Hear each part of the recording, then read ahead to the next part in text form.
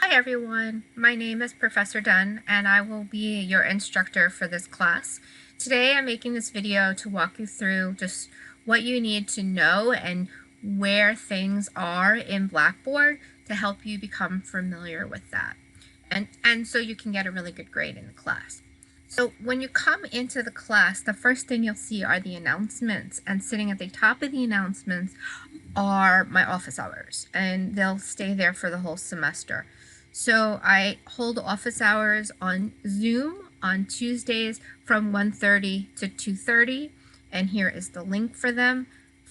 But if you need to contact me, you can't make that and you need to contact me, you can email me and we can always set up another Zoom, or we can just communicate through emails.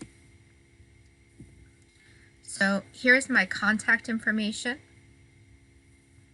my email, my QCC email, if you need to email me.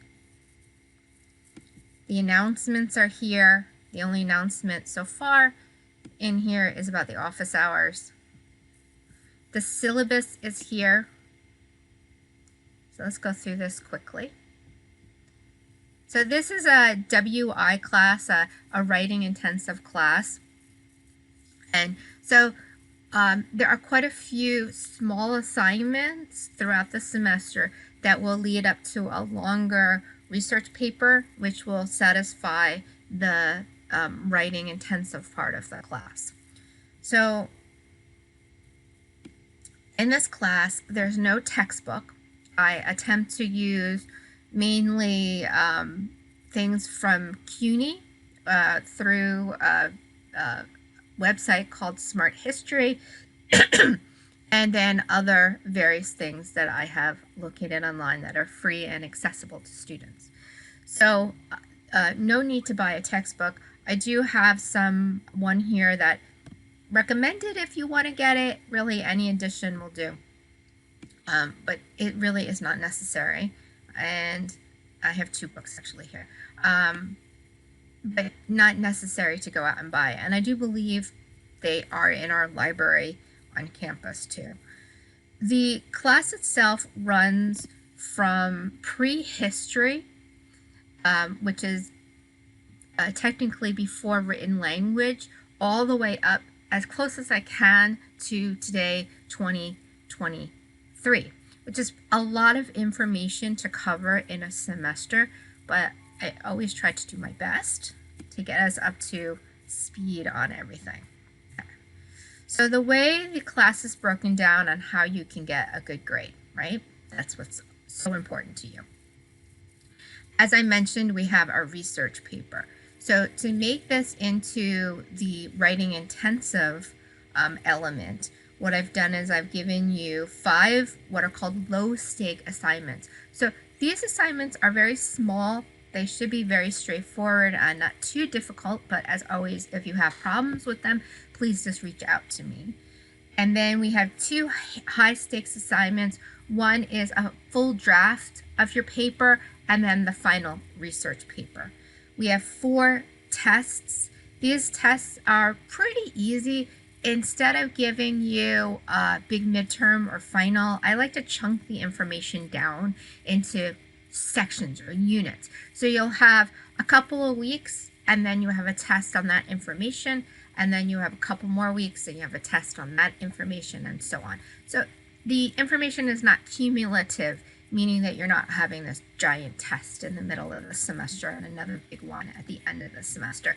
I actually think students remember the information better when I do this. They are multiple choice, fill in, and essay. I will give you the essay question and a study guide prior to you taking the test. You really can pretty much prepare the essay before even opening the test. But that said, if there's anyone that gets extended time on tests and has accommodations that have gone through QCC, doesn't mean if you got it in high school, they're automatically going to give it to you at QCC. You have to go through the process of applying for it. But if you are falling under that category, please let me know right away so I can adjust your timing on your tests. You have weekly reading assignments and quizzes. So Blackboard doesn't let me, it doesn't have a distinction between a test and a quiz. So I have labeled everything that way, but be aware of that. We have tests that are timed, and then we have weekly quizzes that are part of the homework.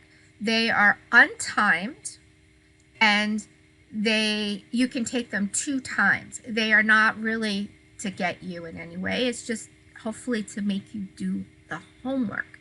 If you use up your 2 times and you really need another time, I can give you another time on it, okay? As I said, it's not really an attempt to get you.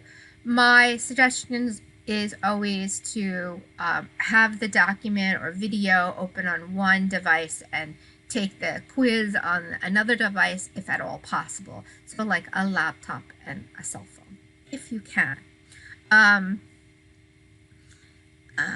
If you close the quiz, it counts as one attempt. So once you start it, I mean, you can, it's not timed. So if you have to go to the bathroom or something, it's fine, but you can't close the quiz. You'll have weekly discussion boards, which will really help you prepare for the tests. So they are really important that you do them. The discussion boards cannot be turned in late. They must be done on time each week. The quizzes, I understand, sometimes you get a little crazy with your life. So if you miss a quiz, it's fine. Just do it as soon as possible. Don't fall behind in them. It will be way too much for you to finish at the end of the semester. And as an incentive to stay on top of that, you have at about the midway point of the semester, if you've completed all the quizzes, you get an extra credit point added on to the end of the semester grade. And it means attempting. You could have failed every single quiz, but you attempted it, so you're still going to get that bonus point. And then the same at the end of the semester. If you've attempted all of the quizzes at the end of the semester, you get yet another bonus point added on, or extra credit point added on to your semester grade. So in essence, you can actually get 102 in the class.